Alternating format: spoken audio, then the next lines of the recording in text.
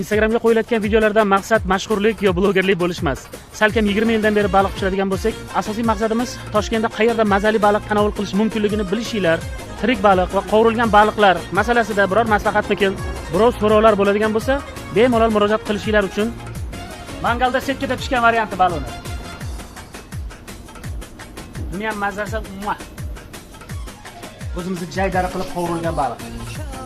Assalomu alaykum. Salgaga dimlab pishirilgan varianti.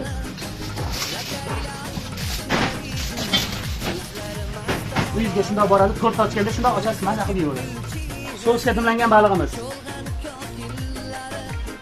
Borlicha dimlanib, mazza bo'lib boradi.